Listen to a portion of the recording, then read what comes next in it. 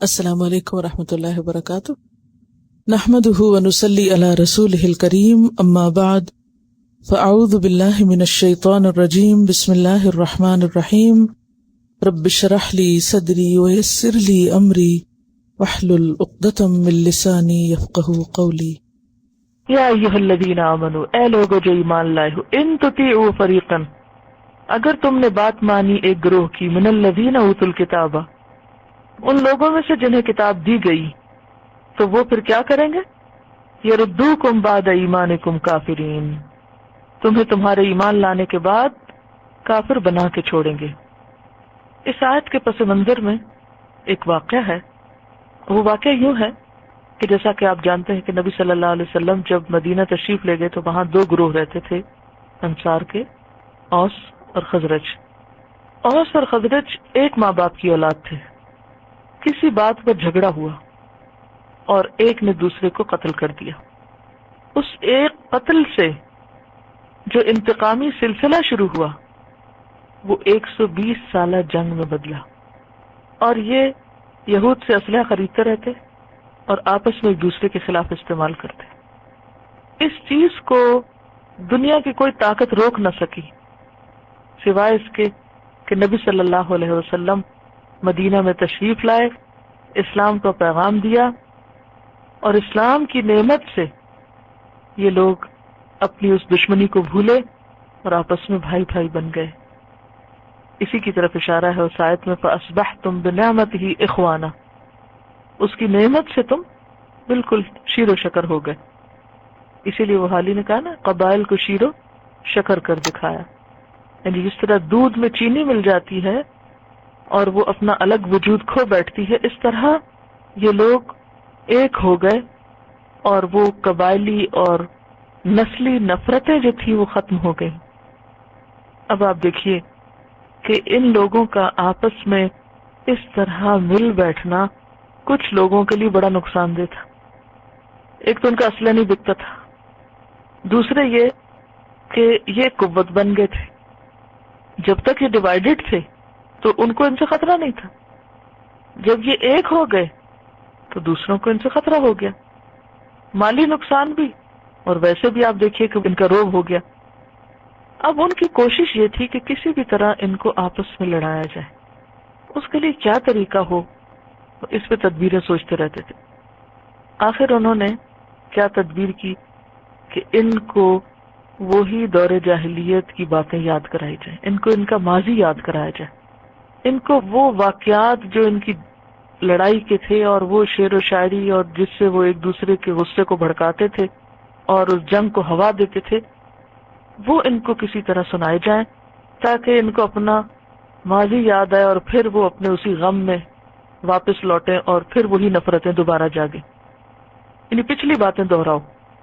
اس سے ایک بڑی اہم بات پتہ چلتی ہے کہ اگر کسی کے ساتھ آپ کا کوئی اختلاف ہو جائے، زندگی میں کوئی لڑائی جھگڑے، کوئی بیڈ فیلنگ آ جائے یا کہیں کوئی تنازع یا اختلاف ہو جائے، اور اس کے بعد انسان اللہ کی مدد سے دل صاف کر لے، پچھلی بات کو کبھی نہ دہرائے۔ دل میں خیال ہے اس کو بھی جھٹکے اور اس کو ڈسکس نہ کرے، یا کوئی ایسی بات کی آر نہ دلائے، یاد نہ دلائے۔ کیوں؟ پھر سے زخم تازہ ہونے لگتے، پھر انسان کو پچھلا غم سارا یاد آ جائے۔ آپ نے دیکھو کہ بہت سے لوگ جب کوئی فوت ہو جاتا ہے تو بہت روتے ہیں، حالانکہ وہ شخص ان کا کچھ نہیں لگتا ہوتا جو فوت ہوا۔ وہ کیوں روتے ہیں؟ ان کو کسی کے غم سے اپنا غم یاد آ جاتا ہے اور اس سے ان کو پریشانی ہوتی ہے۔ تو بات یہ ہے کہ ایک خاص واقعہ پیش آیا کہ اوس و خزرج آپس میں اکٹھے بیٹھے ہوئے تھے، تو ایک بوڑھا یہودی جس کا نام شماس بن قیس تھا، اسے دیکھ کے بڑا ہی صدمہ ہوا۔ تو اس نے ایک نوجوان یہودی کو حکم دیا کہ وہ انصار کی مجلس میں جا کے جنگ بعاث کے واقعات کو چھیڑے، اور اس سلسلے میں دونوں جانب سے جو شعر و شاعری ہوئی تھی، کیونکہ شعر میں بعض اوقات ایک جادو کا سا اثر ہوتا ہے، وہ فوراً جیسے ایک تیلی نہیں ہوتی جو آگ بھڑکاتی ہے، سوکھے پتوں میں اگر آپ ایک بھڑکتی چنگاری ڈال دیں تو وہ سب کو جلا کے رکھ دے گی، تو اسی طرح شعر بھی بعض اوقات بہت تیز کام کرتے ہیں انسانی احساسات اور جذبات پر، یعنی جذبات کو بھڑکانے میں۔ بہرحال اب ہوا یہ کہ اس نے جا کے یہی کیا۔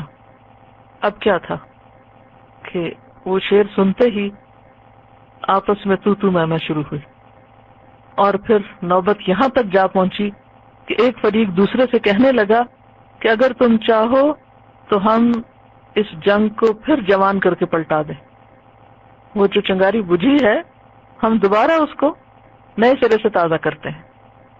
اور پھر دونوں طرف سے ہتھیار ہتھیار کی آوازیں آنے لگی، یعنی ایک چھوٹی سی بات شروع ہوئی اور وہ غصہ بڑھتے بڑھتے اس پہ آگے کہ ٹھیک ہے دوبارہ لڑتے ہیں چل کے، اور لڑنے کے لیے کیا، نکالو تلواریں، ہتھیار لے آؤ، حاضر۔ اور اس طرح ہررا کا جو میدان تھا وہ بھی طے پا گیا کہ کہاں جا کے لڑیں گے، ہررا کے میدان میں، اور لوگ ایک طرح سے نکل کھڑے ہوئے، قریب تھا کہ وہ پہنچ جاتے اور ایک واقعی جنگ شروع ہو جاتی ہے آپس میں۔ اور دیکھیں کہ شیطان کس طرح کام کرتے ہیں نا، وہ لوگ جن کی اتنی محبتیں آپس میں، جو سارے غم بھول چکے تھے، جو ساری نفرتیں دفن کر چکے تھے، ایک شخص کے آ کر بیچ میں غلط باتیں کرنے سے ساری محبتیں ختم ہو کر رہ گئی۔ اسی لیے کہتے ہیں نا انسانوں میں سے کچھ انسان شیطان ہوتے ہیں، جس طرح شیطان انسانوں میں پھوٹ ڈالتا ہے ایسے ہی کچھ لوگ منفی ذہنیت کے لوگ ہوتے ہیں، وہ ہمیشہ کیا کرتے ہیں، غلط باتیں دوسروں کے خلاف۔ اور یاد رکھیے جو شخص ہمیشہ لوگوں کی برائی کرے اسے سمجھے کہ اس کے اوپر شیطان ہے۔ کچھ لوگوں کا وتیرہ یہی ہوتا ہے، وہ کسی کے لیے اچھی بات نہیں سوچ سکتے، وہ ہر اچھائی میں سے عیب نکالتے ہیں، ہر ایک کو پکڑ کر وہ کسی نہ کسی کی برائی بیان کرتے ہیں۔ ان کی زبان سے آپ خیر کم سنیں گے اور شر زیادہ سنیں گے۔ ایسے ہی لوگ بدترین لوگ ہوتے ہیں جو دوستوں کو بھی لڑواتے ہیں اور محبتوں کو توڑتے ہیں اور ختم کرتے ہیں۔ بہرحال اب ہوا یہ کہ جنگ چھڑنے کے قریب تھی کہ اتنے میں نبی صلی اللہ علیہ وسلم تک اس واقعے کی خبر جا پہنچی۔ آپ کو بتایا گیا کہ دیکھو وہاں ہو کیا گیا، بیٹھے بٹھائے کیا ہو گیا۔ آپ صلی اللہ علیہ وسلم مہاجرین کو ساتھ لے کے فوراً موقع پہ پہنچے اور جاتے ہی فرمایا، مسلمانوں میری موجودگی میں جاہلیت کی یہ پکار، اللہ نے تمہیں اسلام کی طرف ہدایت دی، تمہارے دلوں کو جوڑ دیا، پھر اب یہ کیا ماجرا ہے؟ نبی صلی اللہ علیہ وسلم کی یہ پکار سن کر انصار کی آنکھیں کھل گئیں اور وہ سمجھ گئے کہ کس طرح وہ شیطانی جال میں پھنس گئے تھے۔ یہ شیطان کا جال تھا جس میں پھنس گئے تھے، اور اس جال میں پھنسانے والے یہی لوگ تھے۔ پھر دوبارہ اوس و خزرج نے جب اپنی غلطی کو محسوس کیا تو آپس میں گھل مل گئے اور رونے لگے، اور ہر ایک اپنی غلطی کا اعتراف کر رہا تھا کہ ہمارا قصور تھا، اور اس طرح اللہ تعالیٰ نے اس بہت بڑی سازش کو ناکام کیا۔ آپ دیکھیے کہ ایسا واقعہ وہاں تو ہوا ہی، لیکن آپ دیکھیں گے کہ بعض اوقات چھوٹے لیول پر، یہ تو خیر ایک پورے اسلامی معاشرے کو توڑ پھوڑ دینے والی چیز تھی، لیکن چھوٹے لیول پر بھی ایسے واقعات زندگی میں پیش آتے رہتے، اور ہر شخص ایسی ایسی آزمائشوں سے گزرتا ہے۔ گھروں میں شوہر بیوی کے درمیان جو ابلیس سب سے زیادہ کوشش کرتا ہے کہ بدگمانیاں پیدا کرے، میاں بیوی کے درمیان، بہن بھائیوں کے درمیان، چھوٹی چھوٹی باتوں پر بے وجہ، دوستوں کے درمیان، اور کسی بھی کام میں اکٹھے ہونے والوں کے درمیان، خصوصاً دین کا کام۔ دنیا کے کام میں عام طور پر لوگ ایسی مشکل نہیں پھنستے جتنا دین کے نام پہ پھنستے ہیں۔ کیوں؟ کیونکہ دین کے نام پہ جمع ہونا سب سے مضبوط بنیاد ہے اجتماعیت کی، جس میں ہر شخص دوسرے کے لیے ایک سپورٹ بن جاتا ہے۔ مسلمانوں کی اجتماعیت کو نبی صلی اللہ علیہ وسلم نے ایک مضبوط دیوار سے تشبیہ دی ہے کہ جس کی ہر اینٹ دوسرے کو کیا کرتی ہے؟ سپورٹ دیتی۔ جب آپ کوئی بھی کام اکٹھے ہو کے کرتے ہیں تو سب ایک دوسرے کے کیا بن جاتے ہیں؟ مددگار، سپورٹ دینے والے، اور وہ سپورٹ شیطان کو ایک آنکھ نہیں بھاتی، لہذا وہ جس کو کمزور پاتا ہے اس کے ذریعے باقی سب کو لڑواتا ہے۔ ایسے میں کرنا کیا چاہیے؟ نمبر ایک تو یہ کہ انسان پیٹھ پیچھے کسی کی بات سنے نہ، جو سنانے کی کوشش کرے اس کو منہ بند کرے کہ تم خاموش رہو، اور اگر اس بات کا تعلق آپ سے نہ ہو تو بالکل بھی نہ سنے۔ بعض لوگوں کا حال کیا ہوتا ہے، ہر رات چلتے کو پکڑ کے کوئی نہ کوئی کسی کی برائی شروع کر دیتے، کوئی اس سے تعلق ہو یا نہ ہو، اس کا کوئی واسطہ ہو یا نہ۔ اب اس کا نتیجہ کیا ہوتا ہے کہ جن لوگوں سے اس بات کا کوئی تعلق ہی نہیں، بے وجہ وہ بیچ میں انوالو ہو جاتے ہیں، اور بعض اوقات چھوٹی چھوٹی باتیں پھیلتے پھیلتے ان کا دائرہ اس بڑے مقصد کو ختم کر کے رکھ دیتا ہے کہ جس کے لیے انسان اکٹھا ہوتا ہے۔ تو یہاں پر کیا فرمایا کہ دیکھو اگر تم نے ایک گروہ کی بات مان لی جنہیں کتاب دی گئی، اب حیرت کی بات یہ ہے کہ یہ کام کر کون رہے ہیں؟ صاحب کتاب۔ اور اگر ہم اس کو جنرلائز کریں، قرآن پڑھنے والے کہہ سکتے ہیں، قرآن پڑھنے والے۔ جی، ایک طرف قرآن پڑھا جا رہا ہے اور دوسری طرف ایسی مذموم حرکتیں۔ اگر تم نے ایک گروہ کی بات مان لی جنہیں کتاب دی گئی، تو وہ تو تمہیں تمہارے ایمان کے بعد کافر بنا دیں گے۔ پھر یہ اختلاف صرف اختلاف نہیں، یہ تو ایمان کا دشمن اور کفر تک پہنچا دے گا، کیونکہ نبی صلی اللہ علیہ وسلم نے اس کو بہت ہی سخت الفاظ سے تعبیر کیا۔ فرمایا جس نے جاہلیت کی پکار پکاری اس کا اسلام سے کوئی تعلق نہیں، خواہ وہ نماز پڑھے اور روزہ رکھے۔ اور جاہلیت کی پکار کیا ہے کہ پچھلے واقعات یاد کرا کے، یعنی تعصب ابھارے لوگوں میں، اختلاف پیدا کرے، آپس میں لوگوں کو لڑائے، دور جاہلیت کی یاد تازہ کرے۔ تو اگر تم نے ایسے لوگوں کی بات مان لی تو پھر تو تمہارے ایمان کا بھی خطرہ ہے۔ حجۃ الوداع کے موقع پر آپ صلی اللہ علیہ وسلم نے مسلمانوں کے سب سے بڑے اجتماع میں خطاب فرما کے ایک تلقین کی تھی، اور وہ کیا؟ سن لو، تمہاری جانیں، تمہارے مال اور تمہاری عزتیں، آبرو ایک دوسرے پر کس طرح حرام ہے؟ ایسے ہی حرام ہے جیسے تمہارے اس دن کی، اس مہینے میں اور اس شہر میں حرمت ہے۔ جیسے تمہارے اس دن کی حرمت ہے اس مہینے میں اور اس شہر میں۔ سن لو، میرے بعد ایک دوسرے کی گردنیں مار کر کافر نہ بن جانا۔ بخاری کی روایت ہے۔ یعنی یہ اختلاف اگر قتل و غارت تک پہنچ گیا تو ایک طرح سے کفر کے برابر ہو جائے گا۔ کفر کس کو کہتے ہیں؟ اللہ کے حکم کو نہ ماننا، انا کا شکار ہو جانا، اپنے نفس کی ماننا۔ وَكَيْفَ تَكْفُرُونَ، اور تم کفر کر بھی کیسے سکتے ہو؟ یہ کون سا کفر؟ کس کو کہا جا رہا ہے؟ مسلمانوں کو کہا جا رہا ہے۔ یہاں کفر سے کیا مراد ہے؟ تفرقہ بازی۔ تم کس طرح کفر کر سکتے ہو؟ وَأَنْتُمْ، حالانکہ تم، تُتْلَى عَلَيْكُمْ آیات اللہ، تم پہ اللہ کی آیات پڑھی جا رہی ہیں، وَفِيكُمْ رَسُولُهُ، اور اس کا رسول تمہارے اندر موجود ہے، وَمَن يَعْتَصِمْ بِاللَّهِ، اور جو اللہ کو مضبوط پکڑ لے گا، فَقَدْ هُدِيَ إِلَىٰ صِرَاطٍ مُسْتَقِيمٍ، تو وہ سیدھے رستے کی طرف ہدایت پا گیا۔ تو یہاں حل بھی بتا دیا گیا ہے۔ ایسی مشکلات میں کس کی طرف رجوع کرنا چاہیے؟ اللہ کی طرف، کیونکہ انسانوں کے بس میں نہیں ہوتا کہ وہ کسی انسان کو سمجھا سکے۔ آپس میں لڑنے جھگڑنے والوں کو بعض اوقات آپ کتنا بھی سمجھائیں تو کیا ہوتا ہے؟ کیسے کیسے دلیلیں دیں، کیسے کیسے ان کو لاجک پیش کریں، کیا کرتے ہیں؟ سنتے؟ مانتے؟ نہیں مانتے۔ اگر جھگڑا کوئی چھوڑ سکتا تو صرف اللہ کے نام پر کہ اس کی جزا مجھے میرا رب دے گا، کیونکہ نبی صلی اللہ علیہ وسلم فرمایا کہ جس شخص نے جھگڑا ختم کرنے کے لیے اپنا حق چھوڑ دیا، اپنا حق چھوڑ دیا، حالانکہ وہ حق پر تھا اور حق اسی کا بنتا تھا، میں اس کے لیے جنت کے اطراف میں گھر کی ضمانت دیتا ہوں۔ جو اپنا حق چھوڑ دے صرف اس لیے کہ یہ جھگڑا ختم ہو، کیونکہ جب تک انسان اس بات پر ڈٹا رہنا، کیوں میں کیوں چھوڑوں، یہ میرا حق ہے، یہ میرا رائٹ ہے، یہ میری جگہ ہے، میں نہیں یہاں بیٹھنا ہے، کیسے ختم ہو سکتا ہے جھگڑا؟ نہیں ہوتا۔ تو جو جھگڑا ختم کرنے کے لیے، لڑائی دور کرنے کے لیے اپنا حق چھوڑ دے، اس کے لیے اتنی بڑی جزا رکھی گئی۔ تو یہ صرف وہ کر سکتا ہے جس کا تعلق اللہ سے مضبوط ہو۔ اللہ کی خاطر انسان چھوڑ سکتا، ورنہ نہیں چھوڑ سکتا۔ تو وَمَن يَعْتَصِمْ بِاللَّهِ فَقَدْ هُدِيَ إِلَىٰ صِرَاطٍ مُسْتَقِيمٍ، صراط مستقیم اس کو ملتا ہے، ایسے جھگڑوں میں صحیح رستہ اس کو ملتا ہے جو اللہ سے مدد مانگتا ہے اور اللہ کی خاطر صبر کر لیتا ہے اور اللہ سے دعا کرتا ہے اور اللہ سے راستہ مانگتا ہے۔ یا ایھا الذین آمنوا اتقوا اللہ، اور وہ کیا ہے؟ دراصل اللہ کا تقوی ہے جو بندوں کے درمیان جھگڑے فساد ختم کرتا ہے، خدا کی خاطر، ورنہ دنیا کی کوئی قوت یہ نہیں کرا سکتی۔ یعنی جب تک انسان کے سامنے کوئی بڑا مفاد نہ ہو، انسان چھوٹی چیز نہیں چھوڑ سکتا۔ تو یا ایھا الذین آمنوا اتقوا اللہ حق تقاتہ، اب اس کا حل کیا بتایا گیا جھگڑے ختم کرنے کا؟ تقوی. اے لوگو جو ایمان لائے اللہ سے ڈرو، اللہ کا تقوی اختیار کرو. کیسا تقوی؟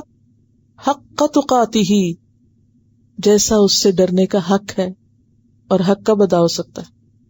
ہو سکتا ہے ادا کبھی کسی وقت انسان یہ کہہ سکتا ہے کہ اب میں حق ادا کر چکا، ہاں، یا یہ کہہ سکتا ہے کہ میں تو پورا کر چکا اپنا کام. نہیں. ولا تموتن، اور تمہیں ہرگز موت نہ آئے، الا وانتم مسلمون، مگر یہ کہ تم مسلمان ہو. اس سے کیا پتہ چلتا ہے کہ ایک شخص ساری زندگی سیدھا رہتا ہے اور آخری وقت نفس کے ہاتھوں بٹک جاتا ہے، پھسل جاتا ہے. تو انسان جس حال میں مرے گا اسی میں اٹھے گا. اس لیے انجام کار بہت اچھا ہونا چاہیے. حدیث میں آتا ہے کما تحیون تموتون وکما تموتون تحشرون، جس حال میں تم زندگی گزارو گے اسی پہ موت آئے گی، جس حالت میں موت آئے گی اسی حالت میں حشر میں کھڑے کیے جاؤ گے. نبی صلی اللہ علیہ وسلم نے اپنی وفات سے 3 دن پہلے فرمایا دیکھو موت کے وقت اللہ سے نیک گمان کرنا، مرتے دم تک مسلمان رہنا، کیونکہ شیطان انسان کا کھلا دشمن ہے. انسان کا نفس اس کا اپنا ہی بدترین دشمن ہے. ان 2 دشمنوں کے بیچ میں انسان گھرا ہوا ہے. کیسے ممکن ہے کہ انسان بے فکر ہو جائے؟ اسے مرتے دم تک باہوش زندگی گزارنے کی ضرورت ہے کہ الرٹ ہو کے جیے، شیطانی چالوں کو پہچانے، دوست دشمن میں فرق کرے. انسان اپنے دوست سے پہچانا جاتا ہے کہ اس کی نیچر کیا ہے، جس کے ساتھ وہ اٹھتا بیٹھتا ہے اس سے پہچانا جاتا ہے. تو پھر تمہاری پہچان کیا ہو کہ تم مسلمان ہو، اور اگر مسلمان ہوگے تو پھر تمہارا حال کیا ہوگا کہ واقعی تم خدا سے ڈرنے والے ہوگے. نبی صلی اللہ علیہ وسلم نے فرمایا، مسند احمد کی روایت ہے، جو شخص جہنم سے الگ ہونا چاہے، جنت میں جانا چاہے، اسے چاہیے کہ مرتے دم تک اللہ اور یوم آخرت پر ایمان رکھے، لوگوں سے وہ برتاؤ کرے جو اپنے لیے چاہتا ہے، دوسروں کے لیے وہ چاہے جو اپنے لیے پسند کرتا ہے. سارے جھگڑے یہاں سے ختم ہو جائیں گے. وجہ بتائیے مجھے، جھگڑے کیوں ہوتے ہیں؟ جب ہم اپنے لیے اچھا پسند کرتے ہیں اور دوسروں کو وہ نہیں دینا چاہتے جو ہم اپنے لیے پسند کرتے ہیں، یہاں سے جھگڑے شروع ہوتے ہیں. ہم ہر چیز اپنی مرضی کے مطابق کرنا چاہتے ہیں، جبکہ یہ ممکن نہیں ہے کہ ہر چیز آپ کی مرضی کے مطابق ہو. وَلَا تَمُوتُنَّ إِلَّا وَأَنْتُمْ مُسْلِمُونَ، یہ نہ ہو کہ ساری زندگی اچھا کرتے رہو اور اینڈ پہ آ کے کام خراب کر بیٹھو، کسی بھی بات پہ ایسا غصہ کر کے یا کسی بھی بات پر ایسا طریقہ اختیار کر کے کہ جس میں سب کیے کرائے پہ پانی پھر جائے. کیونکہ عام طور پر ہوتا یہی ہے نا کہ بعض اوقات ہم صبر کیے رکھتے ہیں کسی کی بھی ناگوار ناپسندیدہ بات پر، پھر ایک دن کیا کرتے ہیں، پھٹ پڑتے ہیں، سب کیا کرایا گیا، جو کیا تھا وہ بھی ضائع ہو گیا. کیونکہ بنانا مشکل ہوتا ہے، توڑنا تو بہت آسان ہے، کسی وقت بھی توڑ دیں. انسان سال ہر سال میں اپنا اعتماد بحال کرتا ہے اور ایک جھماکے میں توڑ کے رکھ دیتا ہے. تو اس لیے باہوش رہنے کی ضرورت ہے. امتحان ہی عقل کا ہے کہ کتنی استعمال کرتے ہیں. بعض اوقات ہم صرف سنی سنائی باتوں میں آ جاتے ہیں، بعض اوقات صرف بدگمانی کا شکار ہو جاتے ہیں. واعتصموا بحبل اللہ جمیعا، اور اتفاق اور اتحاد کیا کرنے سے ہوگا؟ اللہ کی رسی مضبوط پکڑنے سے، اللہ سے مضبوط تعلق اس کی کتاب کے ذریعے، اور پھر جمیعاً سارے کے سارے اکٹھے ہو کر. ولا تفرقوا، اور الگ الگ ہو کے مت بیٹھو، یعنی تفرقہ نہ کرو، الگ الگ نہ ہو، پھٹو نہیں. وہ کیسے؟ مثال آپ دیکھیے کہ مسلمانوں پر خصوصاً مردوں پر جماعت سے نماز فرض ہے. کس لیے؟ تاکہ ایک دوسرے کو شکل دکھاؤ، ایک دوسرے کے ساتھ ایک لائن میں کھڑے ہو.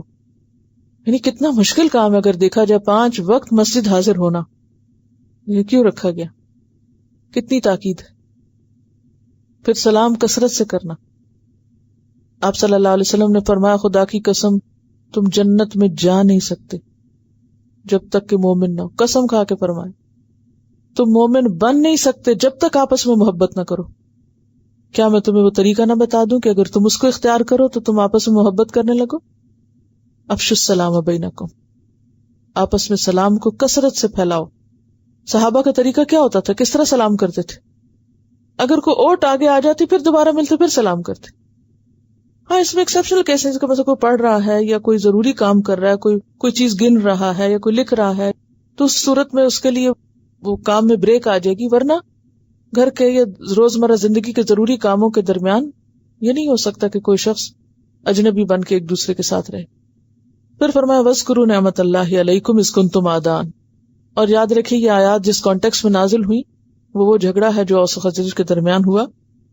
اللہ کی نعمت یعنی اسلام کو یاد کرو جو تم پر اللہ نے کی جبکہ تم آپس میں دشمن تھے، اوس اور خزرج تم آپس میں لڑائیاں کیا کرتے تھے، فَأَلَّفَ بَيْنَ قُلُوبِكُمْ، اللہ نے تمہارے دلوں میں الفت ڈال دی، اور یاد رکھیے کہ یہ الفت بھی اللہ ڈالتا ہے، اسی لیے اللہ سے مدد طلب کرنے اور اللہ سے معاملہ درست کرنے اور اللہ کے ساتھ سچا ہونے کی ضرورت ہے۔ قرآن پاک میں آتا ہے وَأَلَّفَ بَيْنَ قُلُوبِهِمْ لَوْ أَنفَقْتَ مَا فِي الْأَرْضِ جَمِيعًا مَا أَلَّفْتَ بَيْنَ قُلُوبِهِمْ وَلَكِنَّ اللَّهَ أَلَّفَ بَيْنَهُمْ إِنَّهُ عَزِيزٌ حَكِيمٌ، اس نے ان کے دلوں میں الفت ڈال دی، اگر تم زمین میں جو کچھ ہے سارے کا سارا بھی خرچ کر ڈالتے تو ان کے دلوں میں الفت نہ ڈال سکتے تھے۔ دنیا بھر کا مال خرچ کر کے بھی تم کسی سے محبت نہیں خرید سکتے، کسی کی محبت نہیں حاصل کر سکتے۔ وَلَكِنَّ اللَّهَ أَلَّفَ بَيْنَهُمْ، یہ اللہ ہی کی ذات ہے جس نے دلوں میں الفت ڈالی تھی۔ إِنَّهُ عَزِيزٌ حَكِيمٌ، بے شک وہ زبردست حکمت والا۔ تو محبت کی سب سے مضبوط بنیاد اللہ کی خاطر دوستی اور اللہ کی خاطر تعلق، محبت کی سب سے مضبوط بنیاد اللہ کی خاطر دوستی۔ اب دیکھیے لوگ اکٹھے ہوئے بغیر رہ نہیں سکتے نا، لوگوں کی ضرورت ہے ایک دوسرے کے ساتھ۔ وہ کہتے ہیں مین از سوشل اینیمل، اگر میں اس سے اگری نہیں کرتی، انسان اینیمل نہیں ہے، لیکن بہرحال اس کو سوشلی ایک دوسرے کے سپورٹ کی ضرورت ہوتی ہے۔ تو تعلقات دو بنیادوں پر ہوتے ہیں، ایک ہوتا ہے ضروریات اور مفادات کی بنیاد پر، ایک انسان کو دوسرے کی ضرورت ہے، دوسرے کو پہلے کی ضرورت ہے، تو اب وہ کیا ہے آپس میں ایک تعلق، اور اس تعلق کا نام ہے دوستی، وہ کر لیتے ہیں۔ اور ایک دوستی کی بنیاد ہوتی ہے جس میں دنیا کی کوئی ایک چیز بھی نہیں ہوتی، اور وہ خالصتاً صرف اللہ کی خاطر ہوتا ہے تعلق۔ پہلی قسم کا تعلق ختم ہو جاتا ہے کب؟ جب ضرورت ختم ہو جاتی ہے۔ آپ دیکھیے نا کہ عموماً جن معاشروں کے اندر شادی کی بنیاد محض ظاہری چیزیں ہوں، کسی کا مال ہو یا اٹریکشن ہو، کوئی جسمانی بیوٹی ہو، تو وہ شادیاں عموماً کامیاب نہیں ہوتی۔ کیوں؟ کیونکہ جب مال ختم ہوا تو محبت بھی ختم ہو گئی، جب کسی کا جسمانی حسن ختم ہوا، اب عورت اپنے جوانی سے گئی تو وہ دوسرے کے لیے تو مصیبت بن گئی، وبال بن گئی۔ وہ کیوں اس کی ذمہ داری اٹھائے، اسے کھلائے پلائے، اسے گھر میں رکھے، اسے انجوائے کرنا تو اسے ٹھوکر مارے اور کسی اور کے ساتھ چلا جائے جہاں وہ جا سکتا۔ تو یہی وجہ ہے کہ وہ جو فیملی کا ایک بونڈ ہے وہ ختم ہو گیا۔ تو اگر محبت کی بنیاد صرف لذت ہے، یہ صرف ضرورت ہے، اور اس بنیاد پر ایک شخص دوسرے کو چاہتا ہے تو یہ کمزور بنیادیں ہیں۔ صرف ایک بنیاد ہمیشہ باقی رہتی ہے، اور وہ ہے اللہ کی ذات۔ جو بے غرض ہو کر صرف اللہ کی رضا کی خاطر یا اللہ کے دین کی قوت کے لیے ایک دوسرے کو چاہتے ہیں، وہ لوگ کبھی بھی ایک دوسرے سے الگ نہیں ہوتے۔ وہ پھر چھوٹی چھوٹی باتیں مائنڈ نہیں کیا کرتے، وہ چھوٹی چھوٹی باتوں پہ ناراض نہیں ہوتے، وہ چھوٹی چھوٹی چیزوں کو ایشو نہیں بنا لیتے، وہ چھوٹی چھوٹی باتوں کو دل میں رکھ کے نہیں بیٹھ جاتے، وہ معاف کرنا بھی جانتے ہیں، کیونکہ انہوں نے بہت بڑے نام پر دوستی کی ہے، بہت بڑے نام پر اکٹھے ہوئے ہیں۔ وہ جتنا بڑا وہ نام ہے اتنا ہی بڑا پھر ان کا دل ہوتا ہے، اگر واقعی سچے ہوں وہ اپنے اس قول میں، اور اگر وہ جھوٹے ہیں اپنے قول میں اور صرف اللہ کا نام استعمال کر رہے ہیں اور مقصد پیچھے کچھ اور ہے، تو پھر ایک تو دھوکہ دہی کی سزا ملے گی، اور دوسرا یہ کہ ایسا تعلق کبھی قائم نہیں رہ سکتا، وہ صرف مفاد کی بنیاد کا تعلق ہے۔ بہرحال نبی صلی اللہ علیہ وسلم نے فرمایا تمہاری 3 باتیں اللہ کو پسند ہیں اور 3 باتیں اللہ کو پسند نہیں ہیں۔ کون سی تمہاری 3 باتیں اللہ کو پسند ہیں؟ نمبر 1 تم اللہ کی عبادت کرو اور کسی کو اس کے ساتھ شریک نہ کرو۔ نمبر 2 سب کے سب اللہ کی رسی کو مضبوط پکڑ لو، اور نمبر 3 ولا تفرقوا، اور تفرقے میں نہ پڑو، اور جو باتیں وہ ناپسند کرتا ہے تمہاری، نمبر 1 فضول قیل و قال، بیکار کی بحثیں، نمبر 2 مال برباد کرنا، پیسے ضائع کرنا، نمبر 3 کثرت سوال، بیکار کی باتیں پوچھنا جن کا کوئی مقصد نہ ہو، محض سوال برائے سوال۔ پھر فرمایا وَكُنْتُمْ عَلَى شَفَا حُفْرَةٍ مِّنَ النَّارِ، تم آگ کے گڑھے کے کنارے پر تھے. کیا مطلب ہے؟ کہ تم دور جاہلیت کے کفر اور آپس کی لڑائیوں کی وجہ سے ایک ہلاکت خیز انجام کو دوچار ہو رہے تھے، اور پھر ابھی یہ جو لڑائی بھڑکائی گئی تمہارے درمیان، اگر تم اس میں لڑ پڑتے اور ایک دوسرے کو مار ڈالتے تو سیدھے جہنم میں جاتے. فَأَنْقَذَكُم مِّنْهَا، اللہ نے تمہیں اس سے بچا لیا. كَذَلِكَ يُبَيِّنُ اللَّهُ لَكُمْ آيَاتِهِ لَعَلَّكُمْ تَهْتَدُونَ، اسی طرح اللہ تمہارے لیے اپنی آیات کو بیان کرتا ہے تاکہ تم ہدایت پاؤ. لیکن اگر کوئی آیات پڑھے ہی نہ تو ہدایت کہاں سے پائے گا؟ وَلْتَكُن مِّنكُمْ أُمَّةٌ، اور چاہیے کہ تم میں ایک گروہ ہو. کیسا گروہ؟ یدون الی الخیر، جو خیر کی طرف لوگوں کو بلاتا رہے، اسلام کی طرف بلاتا رہے، دین کی طرف بلاتا رہے، قرآن و سنت کی طرف بلاتا رہے. وَیَأْمُرُونَ بِالْمَعْرُوفِ وَيَنْہَوْنَ عَنِ الْمُنکر، اور کیا کرے؟ نیکی کا حکم دے، برائی سے روکے. وَأُولَئِکَ هُمُ الْمُفْلِحُونَ، اور یہی لوگ فلاح پانے والے ہیں. اب آپ دیکھیں کہ یہاں پوری امت اور پھر اس میں سے ایک گروہ، ایسے ہی ہے نا، منکم، تم سب میں سے، یعنی جہاں بھی مسلمان رہتے ان سب مسلمانوں میں سے ایک گروہ اس کام کے لیے خاص ہو. کس کام کے لیے؟ جو اسپیشلی ڈیڈیکیٹڈ ہو کر فل ٹائم یہی کام کریں گے. کیا؟ یدون الی الخیر، نمبر ایک خیر کی طرف بلانا. اب ایک معنی تو وہی ہے کہ قرآن کی طرف بلانا، سنت کی طرف بلانا، جیسے وہ امام باقر نے معنی کیا. اور خیر ویسے بھی ہر طرح کی بھلائی ہے جو شریعت سے متصادم نہ ہو. دوسری بات یہ کہ خود دین کی طرف بلانا، یعنی دین کی طرف لوگوں کو لانا، اسلام کی طرف بلانا. اور نمبر دو یہ کہ جو لوگ اسلام کے اندر ہیں اگر وہ خرابیاں کریں تو ان کو ان خرابیوں سے روکنا. اچھا، اس کو آپ یوں ہی سمجھیں کہ جیسے ایک کام تھا کہ آپ کو قرآن پڑھنے کے لیے بلایا جائے، ٹھیک ہے نا، آپ کو بلایا گیا، فلائر بانٹے گئے، فون کیے گئے، گھروں سے بلایا گیا، کچھ دوستوں نے آپس میں ایک دوسرے کو بلایا، ٹھیک ہے نا، آ گئے آپ. اب یہ نہیں کہ ایک دفعہ آ گئے تو بس یہاں کام ختم ہو گیا کہ ہم آ گئے قرآن پڑھنے پڑھ رہے ہیں. اب اگلا کام کیا ہے؟ قرآن پڑھتے ہوئے، نیکی کا کام کرتے ہوئے، پھر اگر کوئی خرابی ہو رہی ہے، کوئی راہ سے ہٹ رہا ہے تو اس کو چھوڑ نہ دیا جائے، بلکہ کیا فرض بنتا ہے؟ اس کو موڑ کے خیر اور حق اور بھلائی کی طرف واپس لایا جائے. یأمرون بالمعروف وینہون عن المنکر، یعنی امر بالمعروف اور نہی عن المنکر.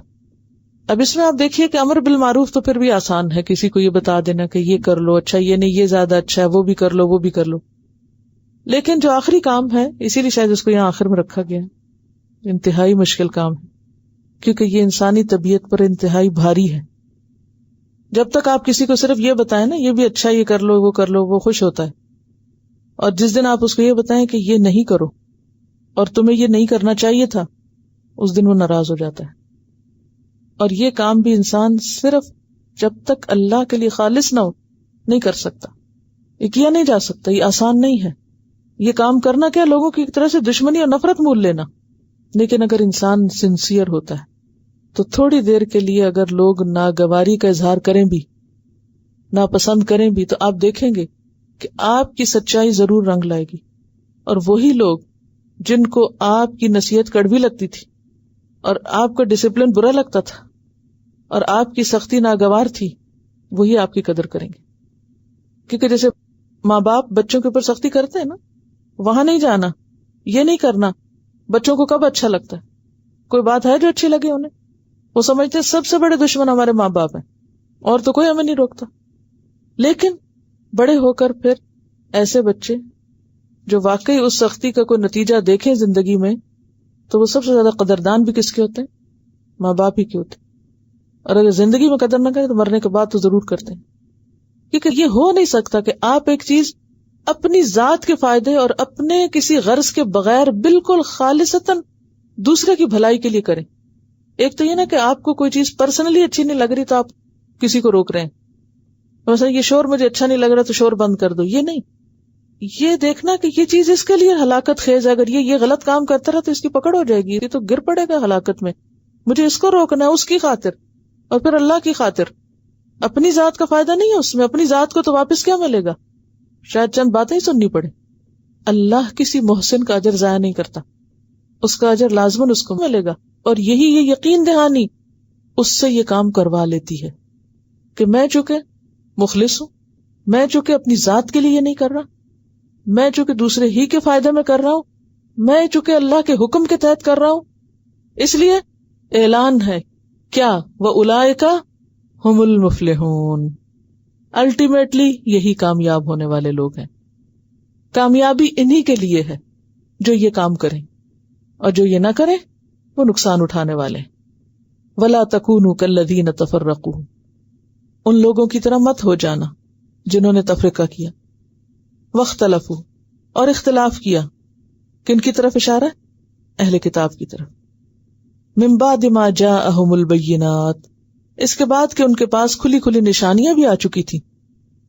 نبی صلی اللہ علیہ وسلم نے فرمایا تم سے پہلے اہل کتاب 72 فرقوں میں بٹ گئے، یہ امت 73 فرقوں میں بٹے گی، جن میں سے 72 جہنم میں اور ایک جنت میں جائے گا.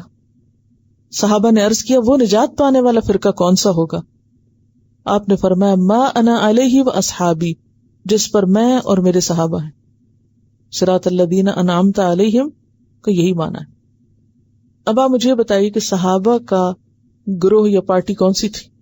جی نہیں، کوئی نام بتائیے نا اس کا، کوئی جو آپ نے نام رکھے ہوئے اپنے، ان ناموں میں سے کون سا نام تھا ان کا؟ کوئی نام نہیں تھا ان کا، وہ صرف مسلم تھے. ٹھیک ہے، آپ پہچان کے لیے کہ آپ فلاں اسکول میں پڑھتے ہیں یا فلاں جگہ سے آپ فلاں نیشنلٹی سے تعلق رکھتے ہیں، کینیڈین مسلم ہیں، تو پہچان کے لیے کافی ہے، لیکن اس میں کوئی فخر کی بات نہیں. اور اللہ کے ہاں کسی کو جنت میں داخلہ کسی خاص ملک کے مسلمان ہونے کی وجہ سے نہیں ملے گا، اس کے تقوی کی وجہ سے اور اس کے ان کاموں کی وجہ سے اللہ کا قرب نصیب ہوگا جو اللہ کو پسند ہے. لیکن اگر لوگ اپنے آپ کو ان گروہوں میں بانٹ لیں، قومیت کی بنیاد پر، رنگوں کی بنیاد پر کہ ہم تو گورے اور فلاں کالا ہے لہٰذا اس کی کوئی قیمت ویلیو نہیں، یا اس کو نفرت کی نگاہ سے دیکھ، یا پھر زبانوں کی بنیاد پر کہ ہمیں انگریزی بولنی آتی ہے اور فلاں تو انگریزی نہیں بول سکتا لہٰذا اس کی کوئی قدر و قیمت نہیں. یہ چیزیں دنیاوی اعتبار سے کچھ ہو سکتا ہے اہمیت رکھتی ہوں، لیکن اللہ کے ہاں کوئی اہمیت نہیں رکھتی. تو تفرقے کی بنیاد کوئی بھی ہو، خواہ رنگ ہو یا نسل ہو یا زبان ہو یا پھر مذہبی عصبیتیں ہوں، مذہبی گروہ بندیاں جو نام رکھی ہوئی ہم نے وہ ہو، کوئی بھی ہو، کوئی وہ چیز جو لوگوں کو بانٹنے والی ہو. اور نفرتیں، دیکھیے پہچان کے لیے نام تو ہوں گے مختلف، لیکن نقصان دہ چیز کیا ہے؟ کیا چیز ممنوع ہے؟ جب آپ کسی ایک گروہ سے تعلق رکھنے کی بنیاد پر خود کو بہتر سمجھنے لگ جائیں اور دوسرے کو لک ڈاؤن کریں، دوسرے کو کم تر سمجھیں. ٹھیک ہے؟ یا دوسری چیز کہ مسلمان ہونا آپ کو بھول جائے اور کیا یاد رہے؟ وہ خاص مسلک یا گروہ یا پارٹی یا جماعت یا جو بھی جس کے ساتھ منسلک ہو، اس چیز کو وہ اپنے لیے ایک فخر کی چیز سمجھے، اس سے نسبت پر زیادہ خوش ہو بنسبت کس کے؟ ایک مسلمان ہونے کے. تو ہماری اصل پہچان کیا ہے کہ ہم کیا ہیں؟ ہم مسلمز ہیں. اس کے پہلے اور پیچھے کچھ اور لگانے کی ضرورت نہیں ہے. ہم بلیک مسلمز یا ہم وائٹ مسلمز یا ہم کچھ اور مسلم نہیں، ہم مسلمز، بس خالی مسلمز. کوئی کہیں سے بھی ہو، کسی بھی رنگ سے، کسی بھی نسل سے، کسی بھی علاقے سے، کسی کو کسی پہ کوئی فضیلت نہیں سوائے ایک چیز کے، اور وہ کیا ہے؟ تقوی. اور تقوی کوئی ظاہری چیز نہیں ہے، وہ اللہ ہی کو پتا ہے کہ کس کے پاس کتنا ہے. سختی سے منع کیا جا رہا ہے وَلَا تَكُونُوا كَالَّذِينَ تَفَرَّقُوا، ان لوگوں کی طرح مت ہو جانا جو تفرقے میں پڑے. وَاخْتَلَفُوا، اور انہوں نے اختلاف کیے. مِن بَعْدِ مَا جَاءَهُمُ الْبَيِّنَاتُ، اس کے بعد کہ ان کے پاس بینات آ چکی تھی، کھلی کھلی نشانیاں آنے کے باوجود بھی، یعنی دین کی واضح تعلیم آنے کے باوجود انہوں نے اپنے آپ کو گروہوں میں بانٹ لیا. وَأُولَئِكَ لَهُمْ عَذَابٌ عَظِيمٌ، اور ایسے لوگوں کے لیے بہت بڑا عذاب ہے. کس کے لیے؟ جو دین کی تعلیم حاصل کرنے کے بعد تفرقے بازی کریں اور اختلاف میں پڑیں. آپ صلی اللہ علیہ وسلم نے فرمایا کہ تم آپس میں اختلاف نہ کرو ورنہ تمہارے دل مختلف ہو جائیں گے. کیل و کال اور بحثیں اور حجتیں اور ایسی باتیں کہ جس سے تفرقہ پھیلے. اچھا ہوتا کیا ہے جب دلوں میں اختلاف ہوتا ہے نا تو دل میلے ہو جاتے. جب اختلاف ہوتا ہے تو دلوں پہ اثر پڑتا ہے نا, دل میلے ہوتے ہیں. نفرت کی جگہ کہاں ہے؟ دل. اوپر سے اچھے ہیں لیکن اندر سے گرج پالے میں. اب یہ کسی کو نہیں پتا ہوتا. کوئی کسی سے مل رہا ہے تو کس جذبے سے مل رہا ہے, یعنی عزت اور احترام سے مل رہا ہے, یہ دل میں کوئی ایسی بات رکھ کے مل رہا ہے کہ دوسرے کو حقیر سمجھ کے مل رہا ہے. کسی کو کیا خبر سوائے اللہ کے؟ کسی کو پتا ہے؟ کوئی کسی سے کسی بھی طرح جب ملتا ہے, دل کا حال تو صرف اللہ کو پتا ہے. اب کیا ہے, یہ دلوں کا حال دنیا میں تو سامنے نہیں آتا. اگرچہ دنیا میں بھی چہروں پہ آنے لگتی ہیں چیزیں, یعنی نفرت چہرے پہ آتی یا نہیں, محبت چہرے پہ آتی یا نہیں, احترام چہرے پہ آتا یا نہیں. وہ صرف زبان سے نہیں پتا چلتا, وہ چہروں پہ آتا ہے سب کچھ. لیکن قیامت کے دن یہ بالکل اور زیادہ واضح ہو کے آ جائے گا, بالکل کلیئر ہو کر. لہذا کچھ چہرے اس دن چمک رہے ہوں گے, سفید ہوں گے, روشن ہوں گے. کون؟ جن کے دل دنیا میں دوسروں کی نفرتوں اور حقارتوں اور ان چیزوں سے صاف ہوں گے. اور یاد رکھیے یہ مستقل طور پہ کرنے کا کام ہے, اور یہ کام صرف وہ کر سکتا ہے جو معاف کرنا جانتا, اور بس جو لوگوں کی کوتاہیوں کو, غلطیوں کو معاف کر سکتا. کہ انسان ہی تو ہے, بھول ہوتی ہے, غلطی ہو جاتی ہے. معاف کرنا, فارگیونیس, صرف ایک ہی چیز ہے جو دلوں کو صاف کر سکتی ہے. ورنہ آپ جتنی مرضی کسی کے ساتھ آرگیومنٹ کر لیں, جتنی مرضی ڈبیٹ کر لیں, جھگڑا فساد کر لیں, کوئی چیز نہیں کہ جو ایک دوسرے کو سیٹسفائی کرے. ہاں ایک بات ہے کہ آپ کہیں کہ ٹھیک ہے جو کچھ بھی ہے میں نے معاف کیا, میں نے اپنے دل سے بھلایا, میں نے نکال دیا. یوم تبیض وجوہ, ایسے ہی لوگ جن کے, یعنی انسان کے لیے شاید دنیا میں سب سے زیادہ مشکل کام اپنے دل کی صفائی, کہ کسی کے بارے میں بھی دل میلا ہونے کے بعد اس کو صاف کر لے اور اس میل کی تہ کو جمنے نہ دے, بڑھنے نہ دے, زیادہ نہ ہونے دے. تو اگر انسان کو یہ پتا ہونا یہ جو میں نے اندر پالا ہوا نا قیامت کے دن میرے منہ پہ آ جانا ہے, تو پھر کیا ہوگا؟ نکالے گا نا اس کو. اور جنت میں جانے سے پہلے اگر کسی کا کوئی نشان بھی دل میں رہ گیا نا, وہ پہلے نہر الحیات پہ اس کا دل دھویا جائے گا, پھر اندر جا سکے گا. جنت کے اندر تو کوئی ایک شخص ایسا نہیں جا سکے گا جس کے دل میں ادنا سی بھی قدورت ہو کسی دوسرے کے لیے. اب اس کا یہ مطلب نہیں کہ یہ ہو ہی نہ, یہ نہیں ہو سکتا. جہاں بھی لوگ اکٹھے ہوں گے اونچ نیچ ہوگی, ایک دوسرے کے مزاج میں فرق ہوگا, اختلاف ہوگا, یہ بھی مانی ہوئی بات ہے. اور شیطان کا کیا کام ہے؟ ان الشیطان ینزغ بینکم, شیطان ہر وقت ایسے طریقے سوچتا رہتا ہے کہ جس سے لوگوں میں تعلقات میں کھچاؤ آئے, رکھنے آئے, گڑبڑ ہو, ناراضگیاں ہوں. وہ ہر وقت یہ کرتا. اور انسان کا امتحان کیا کہ ہر وقت انسان پلٹ پلٹ کے اصل پہ جائے, دوسرے کی خیر اور بھلائی کو یاد رکھے اور اس کی طرف سے پہنچنے والی تکلیف کو بھول جائے. صرف یہ اس کا حل ہے. اس کے علاوہ یہ کوئی بھی نہیں کر سکتا, اور یہ کہہ نہیں سکتا کہ میرا دل تو بہت پاک ہے, میرے دل میں تو کبھی کسی کے خلاف کوئی بات آئی نہیں. یہ نہیں ہو سکتا. وہ تو آئے گی, اسے تو آنا ہے, آنے دے, لیکن آپ کا کام ہے اسے نکالنا, اور نکالتے جائیں.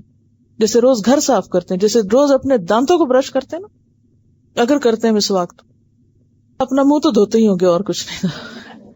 تو جس طرح منہ دھوتے ہیں نا, ایسے ہی روز دل دھویا کریں. رات سوتے وقت کہا کریں یا رب میں نے سب کو معاف کر دیا, میں نے معاف کر دیا. آپ دیکھیں اتنی سکون کی نیند آپ کو آئے گی.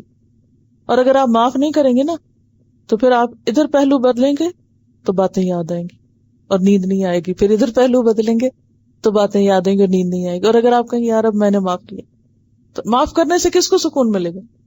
اپنے کو. اور جلنے کوڑنے سے خود کو نقصان.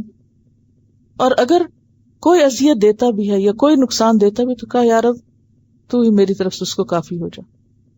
کیونکہ بعض اوقات ایسے سخت قسم کے دشمن بھی ہوتے ہیں نا کہ جو انسان کا پیچھا ہی نہیں چھوڑتے, اور آپ کے پاس کوئی طریقہ ہی نہیں ان سے جان چھڑانے کا. تو پھر کیا دعا مانگنی چاہیے؟ اللہم اکفنیہم بما شئت. معاملہ اللہ کے حوالے کر دیں. فاما الذین اسودت وجوہہم, تو جن کے چہرے سیاہ ہوئے ان سے قیامت کے دن ایک سوال کیا جائے گا. یہ سیاہ چہروں والے کون ہوں گے؟ اختلاف کرنے والے، فرقہ واریت کا شکار لوگ. اکفرتم بعد ایمانکم، ایمان لا کے تم نے کفر کیا؟ یہ کون سا کفر ہے جو ایمان لانے کے بعد ہوتا ہے؟ نہیں، یہ مرتد نہیں ہے، یہ اختلاف ہے، تفرقہ بازی ہے. یہاں یہ بہت سخت آیت ہے قرآن پاک کی. ایسے لوگوں کو جن کی ساری توجہ صرف اختلافی باتوں پر ہو، جو اختلاف ہی بھڑکائیں مسلمانوں کے درمیان، نفرتیں اور عداوتیں پیدا کریں، یہ ان سے کہا جائے گا اکفرتم بعد ایمانکم، ایمان کے بعد تم نے کفر کیا، مسلمان ہو کر اختلاف کیا، مسلمان ہو کر نفرتیں پھیلائیں، مسلمان ہو کر ایک دوسرے کی جڑیں کاٹی. کتنی بڑی بات ہے یہ. فذوقوا العذاب، چکھو عذاب، بما کنتم تکفرون، بوجہ اس کے جو تم کفر کیا کرتے تھے. سورۃ الروم میں اللہ تعالیٰ فرماتے ہیں وَلَا تَكُونُوا مِنَ الْمُشْرِكِينَ، تم مشرکین میں سے نہ ہونا. من الذین فرقوا دینہم، جنہوں نے اپنے دین میں تفرقہ کیا. وَكَانُوا شِيَعًا، اور وہ گروہوں میں بٹ گئے. كُلُّ حِزْبٍ بِمَا لَدَيْهِمْ فَرِحُونَ، ہر گروہ کے پاس جو ہے بس وہ اسی پہ خوش ہے، اسی پہ پھول رہا ہے. وَأَمَّا الَّذِينَ ابْيَضَّتْ وُجُوهُهُمْ فَفِي رَحْمَةِ اللَّهِ، جن کے چہرے روشن ہوں گے، سفید ہوں گے، وہ اللہ کی رحمت کے مستحق ہوں گے. ہم فیہا خالدون، وہ اس رحمت میں ہمیشہ رہیں گے. تلک آیات اللہ نتلوہا علیک بالحق، ان آیتوں کو مذاق نہ سمجھنا، یہ اللہ کی آیات ہیں جن کو ہم آپ پر حق کے ساتھ پڑھ رہے ہیں. وَمَا اللَّهُ يُرِيدُ ظُلْمًا لِلْعَالَمِينَ، اور اللہ جہان والوں پر ظلم کا کوئی ارادہ نہیں رکھتا. یہ بندے خود ہی ہیں جو اپنی جانوں پہ ظلم کرتے ہیں. وَلِلَّهِ مَا فِي السَّمَاوَاتِ وَمَا فِي الْأَرْضِ، اور اللہ کے لیے ہے جو آسمانوں اور زمین میں ہے. وَإِلَى اللَّهِ تُرْجَعُ الْأُمُورُ، اور سارے معاملات اللہ کی طرف لوٹائے جانے والے ہیں. سارے اختلافات، ساری نفرتیں، سارے جھگڑے، ان کا اصل فیصلہ کون کرے گا؟ اللہ ہی کرے گا. لہذا اگر آج دنیا میں تم کسی پر اپنی سچائی نہیں واضح کر سکے، کیونکہ پتہ جھگڑا کیوں نہیں ختم ہوتا؟ ہم میں سے ہر ایک اپنے آپ کو سچا ثابت کرنا چاہتا ہے، اور اپنی سچائی میں پھر وہ دلیلیں دیتا چلا جاتا ہے، اور یعنی ایک اپنے آپ کو سچا ثابت کرتا، ادھر سے جوابی آرگیومنٹ ہوتے، پھر ادھر سے وہ جھگڑا کبھی ختم ہونے کا نام نہیں لیتا. تو انسان کبھی اعتراف ہی کر لے، اگر دوسرا نہیں سچا میں مان رہا تو کہ چلو ٹھیک ہے، اگر تم اس پہ راضی ہو، میں جھوٹا تو میں جھوٹی ہوں. اللہ کو پتا نا کہ آپ جھوٹے نہیں ہیں. الی اللہ ترجع الامور، سارے معاملات صبح اور شام اللہ کے پاس جاتے ہیں، ساری چیزیں چلی جاتی ہیں، وہیں جمع ہو رہی ہیں. کسی کے نظروں میں اگر آپ اچھے ہیں یا نہیں، اس سے کوئی نقصان اور فائدہ نہیں. اصل بات یہ کہ اللہ کے ہاں مقام کیا ہے، کیونکہ اصل فیصلہ تو وہاں ہونا ہے کہ کون حق پر ہے اور کون نا حق پر. جیسے نبی صلی اللہ علیہ وسلم فرمایا نا کہ میں بھی تمہاری طرح ایک انسان ہوں، اگر تم میں سے ایک شخص اپنی چرب زبانی کی وجہ سے مجھ سے کوئی فیصلہ اپنے حق میں کروا لیتا ہے اور اپنے بھائی کا حق مار جاتا ہے، تو وہ یاد رکھے کہ اس نے اپنے لیے آگ کا ٹکڑا حاصل کیا. یعنی کسی مقدمے میں یا کسی لڑائی میں، یعنی بعض اوقات کیا ہوتا ہے کہ ایک فریق جو ہوتا ہے وہ اپنا مقدمہ بہت اچھی طرح پیش کر سکتا ہے، ایک کا وکیل بہت اچھا ہے، حالانکہ بات اس کی جھوٹی ہے، ناحق کر رہا ہے وہ، اور دوسرا یہ کہ سچا ہے لیکن وہ اپنا مقدمہ نہیں پیش کر سکتا. تو ایسے میں دیکھنا یہ چاہیے کہ دنیا میں تو ہم جیت بھی جائیں مگر اللہ کے ہاں وہ جیت نہیں ہے. اچھا جناب، کتاب اتحاد ملت، اس چھوٹی سی کتاب میں ایک ایک صفحے کا مضمون ہے جس میں بہت سی باتیں اتفاق اور اتحاد کے بارے میں ہیں، اور اس سے آپ انشاءاللہ اگر صرف سوتے وقت ایک صفحہ پڑھ لینا، اور آپ کیا کریں، اس کو بیڈ سائڈ ٹیبل پہ رکھ لیں، اور صرف ایک چلے آدھا صفحہ بھی پڑھے نا، اور نیند آ گئی تو آدھا اگلے دن پڑھ لیں، اتنی بھی گنجائش ہے. لیکن اس کو آپ نے لٹرلی بیڈ سائڈ ٹیبل پر رکھنا ہے، ٹھیک ہے؟ اور بس روزانہ اس میں سے تھوڑا تھوڑا پڑھنا ہے. کیوں؟ یہ موضوع بہت اہم موضوع ہے. ہماری ساری عبادتیں، نیکیاں، ہر چیز اسی وقت بچیں گی جب ہمارے تعلقات آپس میں اچھے ہوں گے. سب کچھ برباد ہو جائے گا اگر باہم لڑائیاں جاری رہیں. انتہائی خطرناک چیز ہے مسلمانوں کی آپس میں تفرقہ بازی، دین کے نام پہ ہو یا کسی رنگ نسل کی بنیاد پر ہو، اور پھر گھریلو زندگی میں ہو یا اجتماعی زندگی میں، کسی ادارے میں ہو یا کسی اسکول میں ہو، کہیں پر بھی اگر لوگ بظاہر ایک نظریہ اور ایک مشن اور ایک مقصد رکھتے ہیں اور دل ان کے پھٹے ہوئے ہیں تو ان کے کام میں کبھی برکت نہیں ہو سکتی. اور اس کے لیے صرف ایک دن کی یہ چند آیتیں پڑھ کے ایک لیکچر سن لینا ہرگز کافی نہیں. مستقل طور پر اپنی ٹریننگ کرنی پڑے گی اور اپنی غلطیوں کو دیکھنا پڑے گا. اب ان آیات کا خلاصہ آپ کے سامنے رکھوں گی. اس میں آپ دیکھیے کہ جو چیزیں اتحاد یا اتفاق کا سبب ہو سکتی ہیں ان کا خاص طور پر ذکر کیا گیا، جن میں سب سے پہلے وہ خرچ کرو جو تمہیں اپنے لیے پسند ہے. یہ کتنی مضبوط بنیاد ہے آپس میں محبت اور اتفاق پیدا کرنے کی اور نفرتوں اور کدورتوں کو دور کرنے کی. پھر اسی طرح بیت اللہ شریف، ان اول بیت وضع للناس، اس بیت اللہ کے بنانے کا اور حج کے فرض کرنے کا اور اس کو قبلہ بنانے کا اور سب مسلمانوں کی اس طرف رخ کرنے کا بھی بنیادی مقصد کیا ہے کہ ایک یونٹی پیدا ہو، اتفاق ہو، اتحاد ہو، اکٹھے ہوں. پھر ایسے لوگوں کی شرارتوں سے اور چالوں اور سازشوں سے محفوظ رہنے کی بات کی جا رہی ہے اور آنکھیں کھول کے اور ہوش و حواس کے ساتھ زندگی بسر کرنے کی تلقین کی جا رہی ہے کہ کوئی اور اس موقع سے فائدہ نہ اٹھا جائے. لہذا کسی بھی ایسے شخص کی بات نہ مانو جو تمہیں کسی ایسی مشکل میں ڈالنا چاہے، یعنی جو نفرتیں پھیلانے والا، جو منفی ذہنیت رکھتا ہو، نیگیٹو تھنکنگ رکھتا ہو. اور پھر اللہ کا تقوی، کیونکہ اللہ کا ڈر ہی ایسی چیز ہے کہ جس سے انسان اپنا حق بھی چھوڑ سکتا ہے. پھر قرآن، واعتصموا بحبل اللہ. اور پھر مستقل طور پر اس کام کے لیے ایک ایسی فورس کا ہونا جو اس بات کو یاد کراتی رہے، اور وہ کیا، وَلْتَكُن مِّنكُمْ أُمَّةٌ يَدْعُونَ إِلَى الْخَيْرِ، ہر بھٹکنے والے، پھسلنے والے، بھولنے والے کو واپس پلٹائے، ان تمام امور کا سدباب کرے جو تفرقہ پیدا کرتے ہیں، نیکیوں کا حکم دے، برائیوں سے روکے. اور پھر فرمایا کہ وَلَا تَكُونُوا كَالَّذِينَ تَفَرَّقُوا، ان قوموں کے حالات اور ان قوموں کی مثال سے سمجھائی گئی بات کہ اس سے پہلے جو قومیں تھی وہ کتنے فرقوں میں بٹ گئیں اور تم بھی اسی رستے پہ نہ چل پڑنا، ورنہ کیا ہوگا.